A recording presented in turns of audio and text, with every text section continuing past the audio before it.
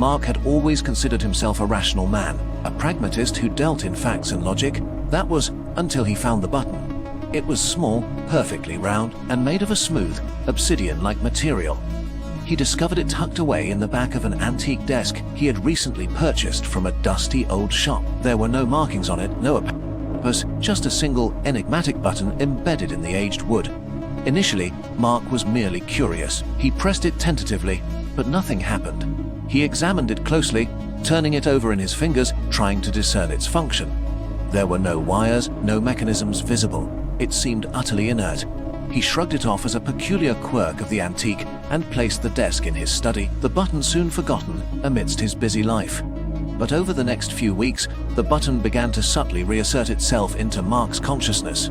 He would catch glimpses of it out of the corner of his eye, its smooth surface gleaming in the lamplight. He would find himself idly tracing its outline with his finger while lost in thought.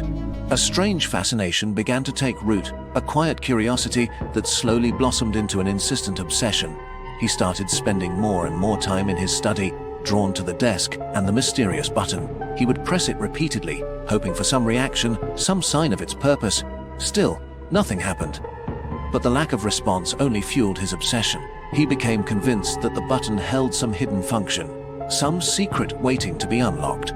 His thoughts began to revolve around the button. He would speculate endlessly about its origins, its purpose, the hands that might have pressed it before him. He started neglecting his work, his hobbies, even his friends, his entire focus consumed by the enigmatic object. His perception of the button began to change. He started to see faint patterns in its smooth surface, swirling lines that seemed to shift and writhe under his gaze. He began to hear faint whispers whenever he was near it, hushed murmurs that seemed to emanate from the button itself, though he couldn't make out any discernible words. Paranoia began to creep into Mark's thoughts. He started to believe that the button was more than just an inert object. He felt like it was watching him, observing his every move. He would sometimes catch himself talking to it, whispering his theories and frustrations to its silent, unyielding surface. His grip on reality began to weaken. He became convinced that the button held some immense power, a power that was slowly revealing itself to him. He started having vivid dreams about the button, dreams filled with swirling colors, cryptic symbols, and the overwhelming feeling of something about to be unleashed. One day, while staring intently at the button, Mark thought he saw it pulse with a faint, inner light. He gasped, his heart pounding in his chest. He pressed it again, harder this time, his eyes fixed on its surface. Still nothing. But the feeling that something was about to happen intensified, a sense of anticipation that bordered on dread. He started to believe that the button was communicating with him in subtle ways, through the whispers, the patterns, the faint pulses of light. He became convinced that it was guiding him, leading him towards some unknown purpose. His obsession grew to the point where he could barely function. He stopped eating, stopped sleeping, his entire existence revolving around the button. He would spend hours in his study staring at it, pressing it, waiting for the revelation he was certain was coming. One night, as a storm raged outside, the power flickered and died, plunging Mark's study into darkness. The only source of light was the faint glow of his laptop screen. As he sat there, staring at the button in the dim light, he saw it again, a distinct pulse of light, brighter this time, emanating from within its obsidian depths. He reached out, his hand trembling, and pressed the button one last time. This time, something happened. A faint click echoed in the silence, and a section of the desk beneath the button slid open, revealing a small, hidden compartment. Inside the compartment lay a single piece of folded paper. Mark carefully unfolded it, his eyes scanning the handwritten words. The message was simple, chillingly so. The button does nothing. Your obsession is the key. Mark stared at the message, his mind reeling. The whispers, the patterns, the pulses of light, had it all been in his head? Had his own obsession created the very mystery he thought he was unraveling? He looked back at the button, now just a small, inert object in the antique desk. A wave of nausea washed over him as he realized the terrifying truth. The horror hadn't been in the button, it had been within him all along.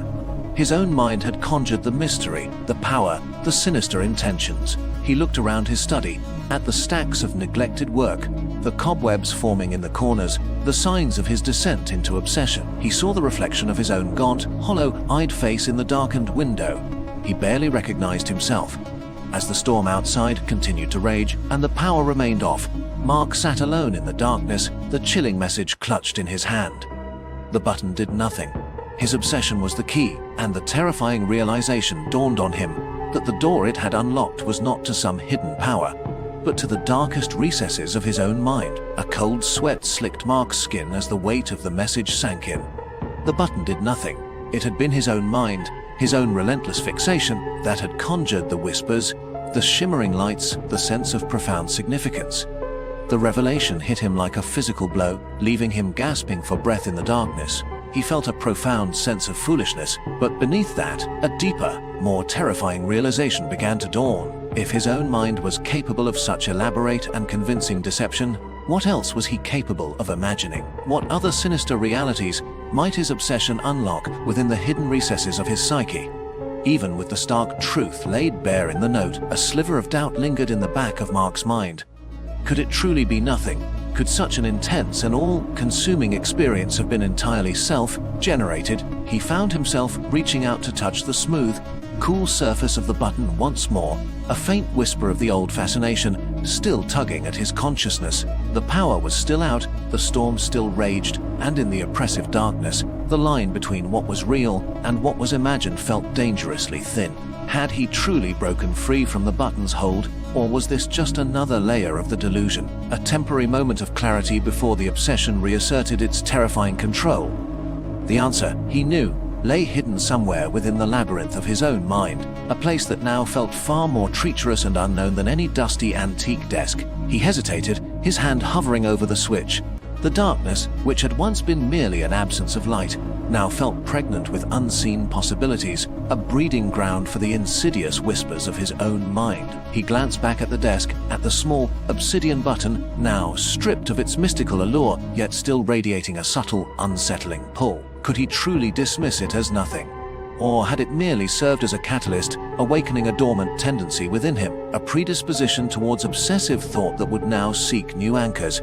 The storm outside raged on, mirroring the tempest within his own mind, a chaotic swirl of fear and self-doubt.